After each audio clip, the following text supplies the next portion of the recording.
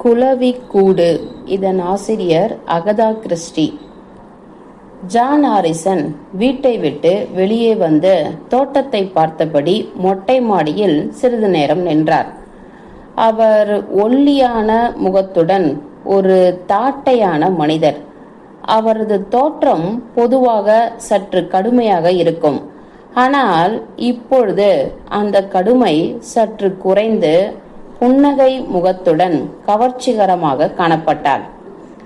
John Harrison தனது தோட்டத்தை மிகவும் நேசித்தார். இன்று இந்த ஆகஸ்ட் மாலை பொழுதில் அது எப்பொழுதையும் விட மிக அழகாக இருந்தது. படரும் ரோஜாக்கள் இன்னும் அழகாக இருந்தன. ஸ்வீட் பீஸ் மலர்கள் காற்றில் நறுமணத்தை பரப்பின.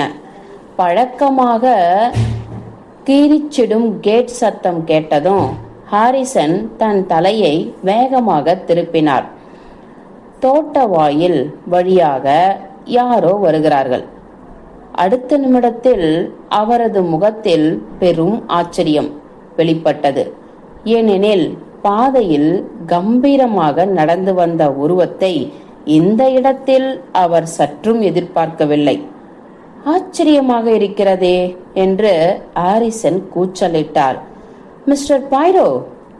உலகம் முழுவதும் புகழ்பெற்ற துப்பறியும் நிபுணரான ஹெர்குல் பைரோ தான் அது. ஆம், நானேதான் என்று அவர் கூறினார். அது நான் தான். நீங்கள் ஒரு முறை என்னிடம் எப்பொழுதாவது இந்த பகுதிக்கு வந்தால் என்னை வந்து பாருங்கள் என்று சொன்னீர்கள். அதன்படி நான் வந்துவிட்டேன். நல்வரவு. நான் மிகவும் மகிழ்ச்சி அடைகிறேன் என்று ஹாரிசன் கூறினார். உட்காருங்கள், என்ன சாப்பிடுகிறீர்கள் என்றவாறு அவர் பாட்டில்கள் வைக்கப்பட்டிருந்த வராண்டாவில் உள்ள ஒரு மேசையை சுட்டி காட்டினார். நன்றி என்று பைரோ ஒரு கூடை நாற்காலியில் அமர்ந்தார். உங்களிடம் சிறப்பு எதுவும் இல்லை என்று நினைக்கிறேன், அப்படித்தானே? கொஞ்சம் சாதாரண சோடா தண்ணீர் போதும், விஸ்கி வேண்டாம். மற்றவர் கிளாஸை அருகில் வைத்ததும் உணர்ச்சி பூர்வமான குரலில் அவர் மேலும் கூறினார். ஐயோ, இந்த வெப்பத்தினால் என் மீசைகள் துவண்டு விட்டன. இந்த அமைதியான இடத்திற்கு உங்களை எது கொண்டு வந்தது என்று ஹாரிசன் மற்றொரு நாற்காலியில் அமர்ந்தபடி கேட்டார். உல்லாச பயணமா? இல்லை என் நண்பரே, தொழில் விஷயமாக. தொழில் விஷயமாகவா? இந்த ஒதுக்குப்புறமான இடத்திலா? நிதானமாக தலையசைத்தார் பைரோ. ஆனால் என் நண்பரே, எல்லா குற்றங்களும் நகரத்திலோ அல்லது பெரும் நகரங்களில் மட்டுமே நிகழாதல்லவா? மற்றவர் சிரித்தார். என் கருத்து சற்று முட்டாள்தனமானது என்று நினைக்கிறேன். ஆனால் இங்கே நீங்கள் எந்த குறிப்பிட்ட குற்றத்தை விசாரிக்கிறீர்கள், அல்லது அதை பற்றி நான் கேட்கக்கூடாதா?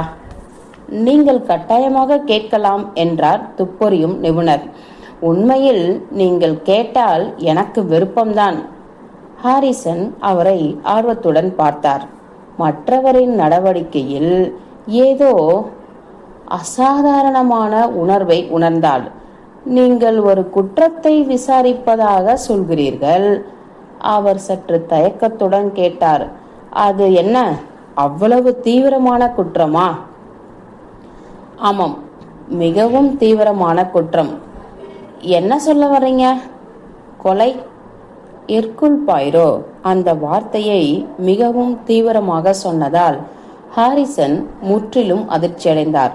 துப்பறியும் நிபுணர் அவரை நேராக பார்த்தார்.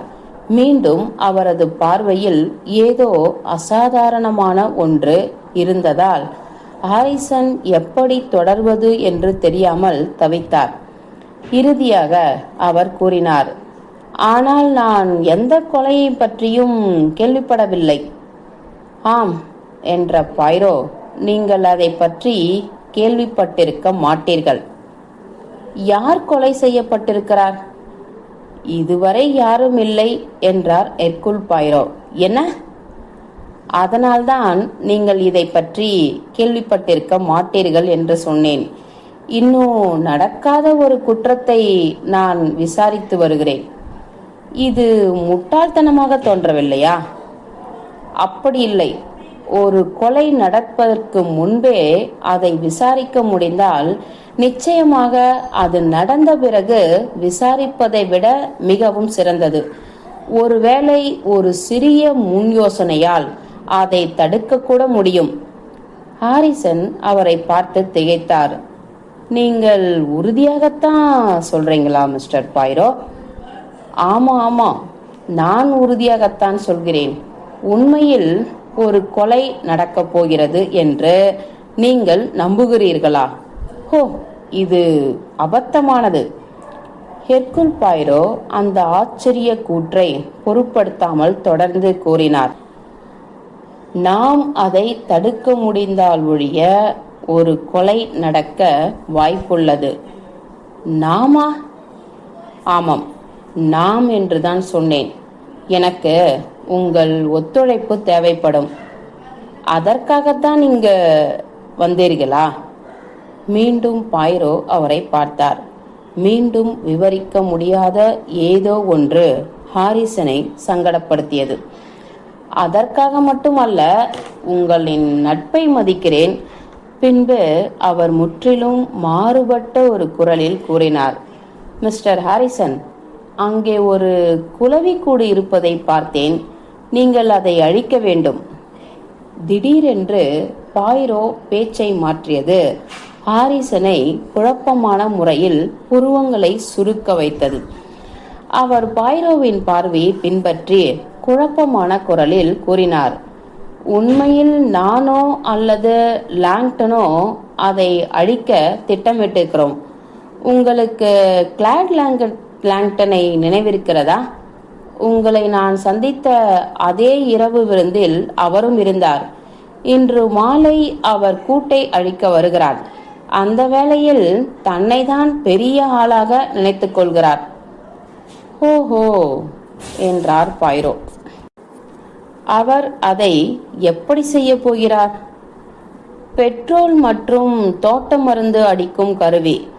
அவர் தனது சொந்த கருவியை கொண்டு வருகிறார். அது என்னுடையதை விட வசதியானது. பொட்டாசியம் சைனைடு கொண்டு அழிக்கும் மற்றொரு வழியும் இருக்கிறதல்லவா என்று பாய்ரோ கேட்டார். ஹாரிசன் சற்று ஆச்சரியமாக பார்த்தார். நிச்சயமாக, ஆனால் அது மிகவும் ஆபத்தான பொருள். அதை வைத்திருப்பது எப்போதுமே ஒரு ஆபத்துதான். பாய்ரோ ஆழ்ந்து தலையசைத்தார். ஆம், அது கொடிய விஷம். அவர் ஒரு நிமிடம் காத்திருந்து பின்னர் ஒரு ஆழ்ந்த குரலில் மீண்டும் கூறினார்.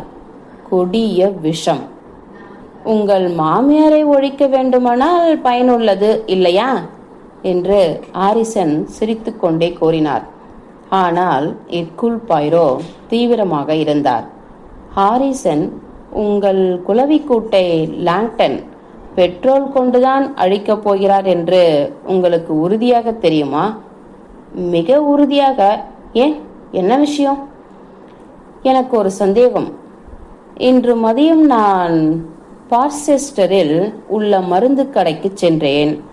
நான் வாங்கிய பொருள் ஒன்றிற்காக நான் பாய்சன் ரெஜிஸ்டரில் கையெழுத்திட வேண்டியிருந்தது. எனக்கு முன்பாக கடைசியாக பதிவு செய்யப்பட்டிருந்தது பொட்டாசியம் சைனைடு. அதை கிளாட் லாங்டன் வாங்கியிருந்தார். ஹாரிசன் அதிர்ச்சியுடன் பார்த்தார். இது ஆச்சரியமாக இருக்கிறது என்றார். லாங்டன் சமீபத்தில் என்னிடம் அந்த பொருளை பயன்படுத்தும் எண்ணமே இல்லை என்று கூறினார். உண்மையில் அந்த பொருளே விற்கப்படக்கூடாது என்று அவர் கூறினார். பாய்ரோ தோட்டத்தை நோக்கி பார்த்தார். நிதானமான குரலில் அவர் ஒரு கேள்வி கேட்டார். உங்களுக்கு லாங்டனை பிடிக்குமா? மற்றவர் திடுக்கிட்டார். அந்த கேள்வி அவரை சற்றே நிலைத்தடுமாற வைத்தது போல் இருந்தது. நான் சரி என்றால், அதாவது நிச்சயமாக எனக்கு அவரை பிடிக்கும். ஏன் பிடிக்கக்கூடாது? நான் சும்மா தெரிந்து கொள்ளலாம் என்று பாயிரோ அமைதியாக சொன்னார். மற்றவர் பதில் சொல்லாததால் அவர் தொடர்ந்தார். அவருக்கும் உங்களை பிடிக்குமா என்றும் நான் யோசிக்கிறேன். மிஸ்டர் பாயிரோ, நீங்கள் என்ன சொல்ல வருகிறீர்கள்? நான் புரிந்து கொள்ள முடியாத ஏதோ ஒன்று உங்கள் மனதில் இருக்கிறது. நான் மிகவும் வெளிப்படையாக பேசப்போகிறேன் மிஸ்டர் ஹாரிசன். உங்களுக்கும் மிஸ் மோலிட்டீனுக்கும் திருமணம் நிச்சயிக்கப்பட்டுள்ளது. எனக்கு மிஸ் மோலிட்டீனை தெரியும். அவள் மிகவும் அழகான வசீகரமான பெண். உங்களுடன் நிச்சயிக்கப்படுவதற்கு முன் அவள் கிளாட் லாங்டனுக்கு நிச்சயிக்கப்பட்டாள். அவள் உங்களுக்காக அவளை கைவிட்டாள். ஹாரிசன் தலையசைத்தார். அதற்கான காரணங்கள் என்னவென்று நான் கேட்கவில்லை. அவளிடம் நியாயமான காரணங்கள் இருக்கலாம். ஆனால் நான் உங்களுக்கு இதை சொல்கிறேன். லாங்டன் அதை மறக்கவும் இல்லை, மன்னிக்கவும் இல்லை. நீங்கள் தவறு செய்கிறீர்கள் திரு பாயிரோ. நிச்சயமாக நீங்கள் தவறாக எண்ணுகிறீர்கள். லாங்டன் ஒரு விளையாட்டு வீரராக இருந்திருக்கிறார். இந்த விஷயத்தில் அவர் மிகவும் பெருந்தன்மையாக நடந்து கொண்டார். அவர் என்னிடம் மிகவும் கண்ணியமாக நடந்து கொண்டிருக்கிறார். எனக்கு நண்பராக தன்னால் முடிந்த உதவியை செய்திருக்கிறார். அப்படி நடந்து கொள்வது உங்களுக்கு வழக்கத்திற்கு மாறாக தோன்றவில்லையா? நீங்கள் ஆச்சரியப்பட்டதாக தெரியவில்லையே. நீங்கள் என்ன சொல்கிறீர்கள் திரு பாயிரோ? நான் சொல்வது என்று பாயிரோ கூறினார். அவரது குரலில் ஒரு புதிய தொனி இருந்தது. ஒரு மனிதன் சரியான நேரம் வரும் வரை தனது வெறுப்பை மறைக்க முடியும். வெறுப்பா? ஹாரிசன் தலையை அசைத்து சிரித்தார். ஆங்கிலேயர்கள் மிகவும் முட்டாள்கள் என்று பாயிரோ கூறினார். அவர்கள் யாரையும் ஏமாற்ற முடியும் என்று நினைக்கிறார்கள். ஆனால் யாரும் அவர்களை ஏமாற்ற முடியாது என்று நினைக்கிறார்கள். விளையாட்டு வீரர், நல்ல நண்பர், அவரை பற்றி கெட்டதை அவர்கள் ஒருபோதும் நம்ப மாட்டார்கள். அவர்கள் தைரியமானவர்கள், ஆனால் முட்டாள்கள் என்பதால் அவர்கள் தேவையில்லாமல் இறந்து விடுகிறார்கள். நீங்கள் என்னை எச்சரிக்கிறீர்கள் என்று ஹாரிசன் தாழ்ந்த குரலில் கூறினார். எனக்கு இப்பொழுது புரிகிறது. எப்போதும் என்னை குழப்பிய விஷயம். நீங்கள் கிளாட் லாங்டனுக்கு எதிராக என்னை எச்சரிக்கிறீர்கள். என்னை எச்சரிக்கதான் இன்று இங்கே வந்தீர்களா? பாயிரோ தலையசைத்தார். ஹாரிசன் திடீரென எழுந்தார். ஆனால் நீங்கள் சொல்வது பைத்தியக்காரத்தனமாக இருக்கிறது மிஸ்டர் பாயிரோ. இது இங்கிலாந்து. இங்கு அப்படிப்பட்ட விஷயங்கள் நடக்காது. ஏமாற்றப்பட்ட காதலர்கள் மற்றவரை முதுகில் குத்தியோ அல்லது விஷம் கொடுத்தோ கொலை செய்ய மாட்டார்கள். லாங்டனை பற்றியும் நீங்கள் தவறாக நினைக்கிறீர்கள். அந்த ஆள் ஒரு ஈயை கூட காயப்படுத்த மாட்டார். ஈக்களின் வாழ்க்கை பற்றி எனக்கு கவலை இல்லை என்று பாயிரோ அமைதியாக கூறினார். நீங்கள் மிஸ்டர் லாங்டன் ஒரு ஈயின் உயிரை கூட எடுக்க மாட்டார் என்று சொன்னாலும் அவர் இப்பொழுது பல ஆயிரம் குளவிகளின் உயிரை எடுக்க தயாராக இருக்கிறார் என்பதை மறந்துவிட்டீர்கள். ஹாரிசன் உடனடியாக பதிலளிக்கவில்லை. பாயிரோ எழுந்தார். அவர் தனது நண்பரை நோக்கி முன்னேறி அவரது தோளில் ஒரு கையை வைத்தார். ஹாரிசன் மிகவும் ஆழ்ந்த சிந்தனையில் இருந்ததால் ஏறக்குறைய பாயிரோ அவரை உலுக்கினார். அவ்வாறு செய்தபோது பாயிரோ அவரது காதில் கிசுகிசுத்தார். விழித்துக் கொள்ளுங்கள் என் நண்பரே, உங்களை நீங்களே ஆராய்ந்து தயார்படுத்திக் கொள்ளுங்கள். மேலும் பாருங்கள், நான் எங்கே சுட்டி காட்டுகிறேன் என்று பாருங்கள். அந்த மரத்தின் அருகில் பாருங்கள். குளவிகள் நாளின் முடிவில் அமைதியாக வீடு திரும்புகின்றன. இன்னும் சற்று நேரத்தில் அவைகள் அழிய போகின்றன. அவைகளுக்கு அது தெரியாது. அதுகளுக்கு சொல்ல யாரும் இல்லை. நிச்சயமாக குளவி கூட்டத்தில் ஒரு எர்குல் பாயிரோ இல்லை. மிஸ்டர் ஹாரிசன், நான் உங்களிடம் ஒன்று சொல்கிறேன். நான் இங்கே எனது தொழில் விஷயமாக வந்திருக்கிறேன். கொலை என்பது என் தொழில் சம்பந்தப்பட்டது. அது நடந்த பிறகும் நடப்பதற்கு முன்பும் என் துப்பறியும் தொழில் சம்பந்தப்பட்டது. மிஸ்டர் லாங்டன் இந்த குளவி கூட்டை அழிக்க எந்த நேரத்தில் வருவார்? லாங்டன் ஒருபோதும். எந்த நேரத்தில்? 9 மணிக்கு. ஆனால் நான் உங்களிடம் சொல்கிறேன், நீங்கள் முற்றிலும் தவறாக நினைக்கிறீர்கள். லாங்டன் ஒருபோதும். இந்த ஆங்கிலேயர்கள் என்று பாயிரோ கோபத்தில் கத்தினார். அவர் தன் தொப்பியையும் ஊன்றுகோலையும் எடுத்துக்கொண்டு பாதையில் இறங்கி சற்று தயங்கி நின்று பேசத் தொடங்கினார். உங்களிடம் தொடர்ந்து வாதம் செய்ய நான் இங்கே இருக்கப் போவதில்லை. ஆனால் உங்களுக்கு புரிகிறது என்று நம்புகிறேன். நான் 9 மணிக்கு திரும்புவேன். ஹாரிசன் பேச வாயை திறந்தார். ஆனால் பாயிரோ அவருக்கு வாய்ப்பு கொடுக்கவில்லை. நீங்கள் என்ன சொல்ல வருவீர்கள் என்று எனக்கு தெரியும். லாங்டன் ஒருபோதும் மற்றும் பல.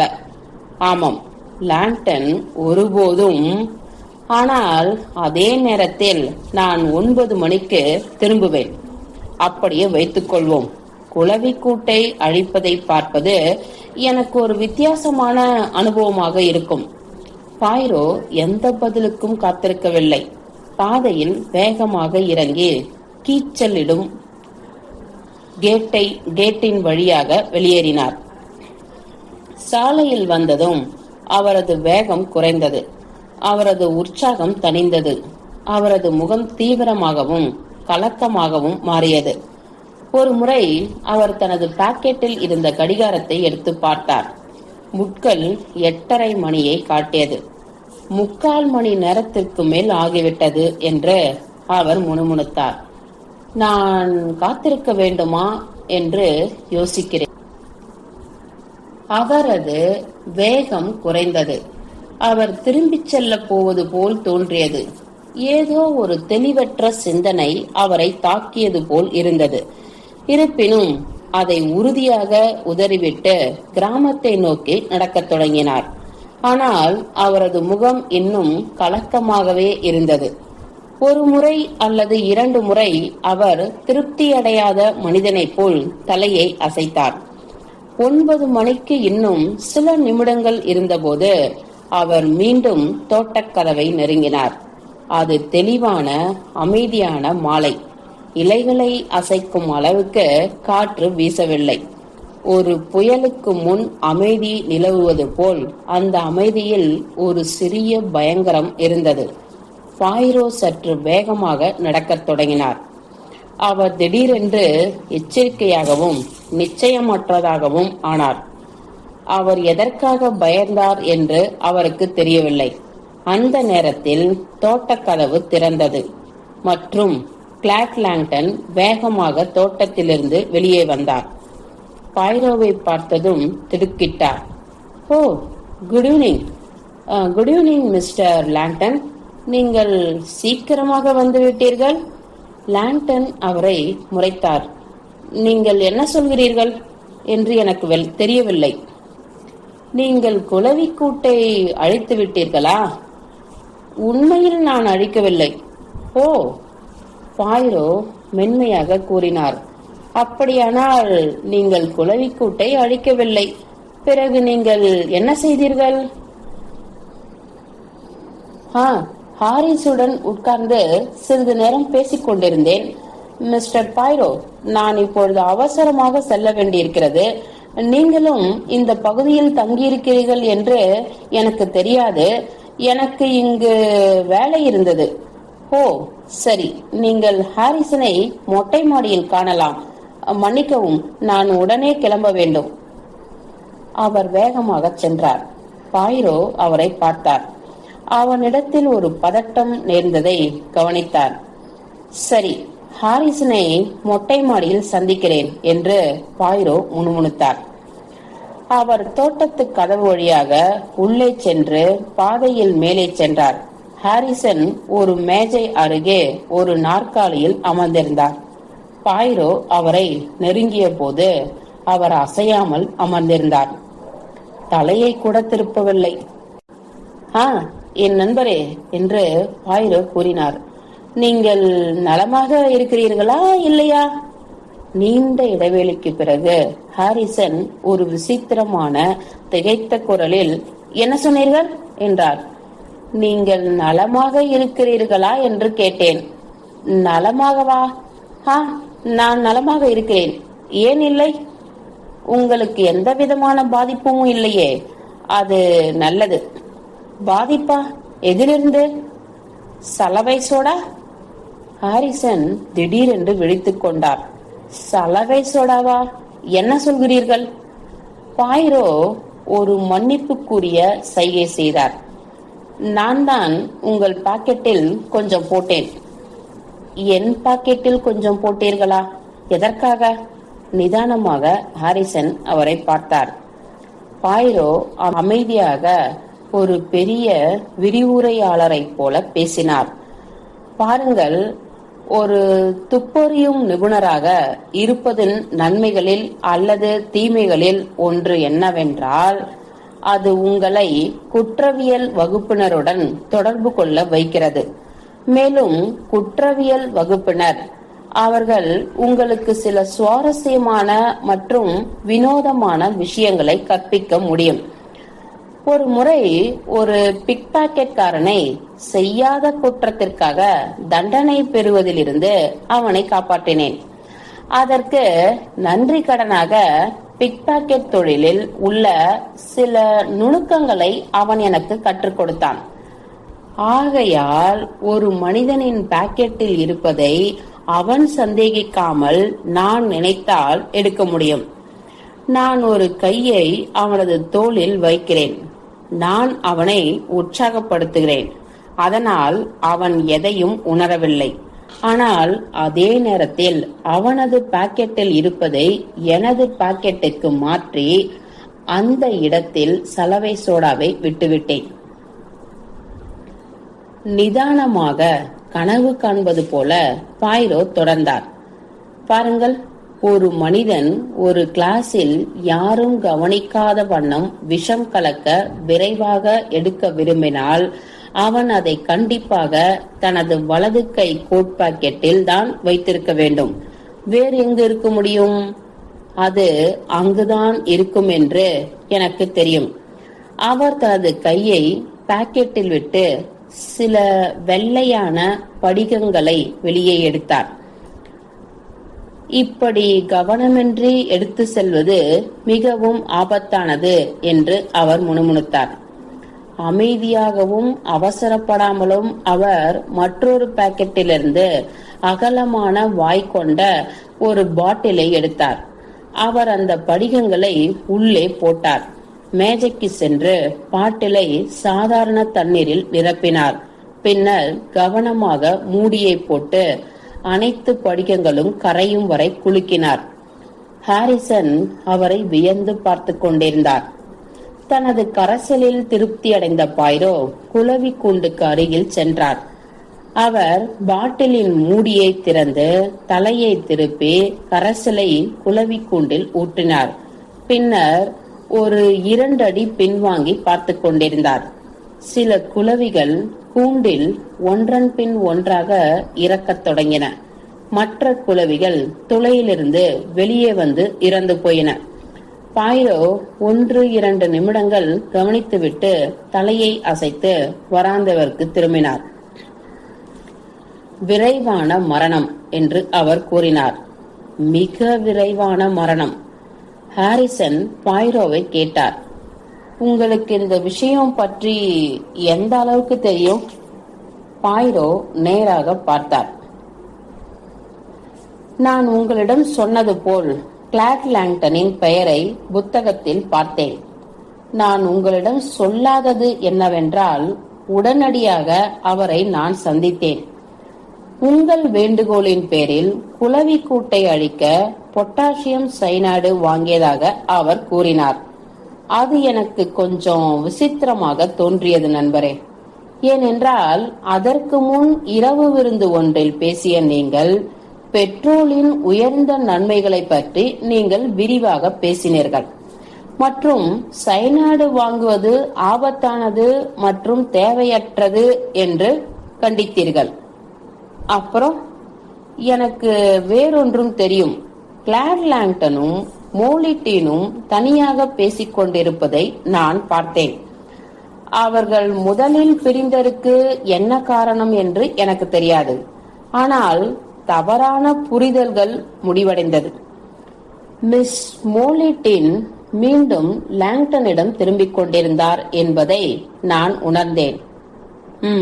அப்புறம் எனக்கு இன்னும் ஒரு விஷயம் தெரியும் ஹாரிசன். நான் சமீபத்தில் ஹார்லி தெருவில் இருந்தேன். ஒரு குறிப்பிட்ட மருத்துவரின் வீட்டிலிருந்து நீங்கள் வெளியே வருவதை நான் பார்த்தேன். எனக்கு அந்த மருத்துவரை தெரியும். எந்த நோய்க்கு அவரை அணுகுகிறீர்கள் என்றும் தெரியும். உங்கள் முகத்தில் இருந்த வெளிப்பாட்டை நான் படித்தேன். என் வாழ்நாளில் 1 அல்லது 2 முறை மட்டுமே அதை பார்த்திருக்கிறேன். ஆனால் அதை எளிதில் தவறாக புரிந்து கொள்ள முடியாது. அது மரண தண்டனை விதிக்கப்பட்ட ஒரு மனிதனின் முகம். நான் சொல்வது சரிதானே? முற்றிலும் சரி. அவர் எனக்கு 2 மாதங்கள் தான் கொடுத்தார். ஹாரிசன், நீங்கள் என்னை பார்க்கவில்லை. ஏனென்றால் உங்களுக்கு வேறு விஷயங்கள் சிந்திக்க இருந்தன. உங்கள் முகத்தில் வேறொன்றை நான் பார்த்தேன். ஆண்கள் மறைக்க முயற்சிக்கும் விஷயம். மதியம் நான் உங்களிடம் சொன்னது உங்கள் முகத்தில் வெறுப்பு இருந்தது. ஹாரிசன், நீங்கள் அதை மறைக்க கவலைப்படவில்லை. ஏனென்றால் யாரும் கவனிக்கவில்லை என்று நினைத்தீர்கள். தொடருங்கள் என்று கூறினார் ஹாரிசன். சொல்ல அதிகமில்லை. நான் இங்கே வந்தேன். விஷ புத்தகத்தில் லாங்டனின் பெயரை தற்செயலாக பார்த்தேன்.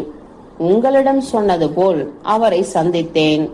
அதற்கு பின் உங்களிடம் வந்தேன். நான் உங்களுக்காக பொறிகளை வைத்தேன். லாங்டனிடம் சைனாடு கொண்டு வர சொன்னதாக நீங்கள் மறுத்தீர்கள். அல்லது அவர் அப்படி செய்ததற்காக ஆச்சரியத்தை வெளிப்படுத்தினீர்கள். நான் வந்தவுடன் நீங்கள் திகைத்தீர்கள். ஆனால் விரைவில் அது எவ்வளவு நன்றாக பொருந்தும் என்று பார்த்தீர்கள். என் சந்தேகங்களை ஊக்குவித்தீர்கள். லாங்டன் 8:30 மணிக்கு வருகிறார் என்று அவரிடமிருந்தே எனக்கு தெரியும். ஆனால் நீங்கள் 9 மணிக்கு என்று சொன்னீர்கள். எல்லாம் முடிந்ததும் நான் வருவேன் என்று நினைத்தீர்கள். ஆனால் எனக்கு எல்லாம் தெரியும். ஏன் வந்தாய் என்று ஹாரிசன் கத்தினார். நீங்கள் மட்டும் வந்திருக்காவிட்டால்? பாய்ரோ தன்னை நிமிர்த்தி கொண்டார். நான் உங்களிடம் சொன்ன மாதிரி கொலைகாரனை கண்டுபிடிப்பதும் கொலைகளை தடுப்பதும் எனது தொழில் என்று பாய்ரோ கூறினார். கொலையா? தற்கொலை என்று சொல்லுங்கள். இல்லை. பாய்ரோவின் குரல் கூர்மையாகவும் தெளிவாகவும் ஒலித்தது. நான் கொலை என்றுதான் சொல்கிறேன். உங்கள் மரணம் விரைவாகவும் எளிதாகவும் நடக்க இருந்தது. ஆனால் லாங்டனுக்கு நீங்கள் திட்டமிட்ட மரணம் எந்த மனிதனும் அடையக்கூடாத மிக மோசமான மரணம். அவர் விஷத்தை வாங்கினார். அவர் உங்களை பார்க்க வருகிறார். அவர் உங்களுடன் தனியாக இருக்கிறார். நீங்கள் திடீரென்று இறக்கிறீர்கள். சைனாய்டு உங்கள் கண்ணாடியில் கண்டுபிடிக்கப்படுகிறது.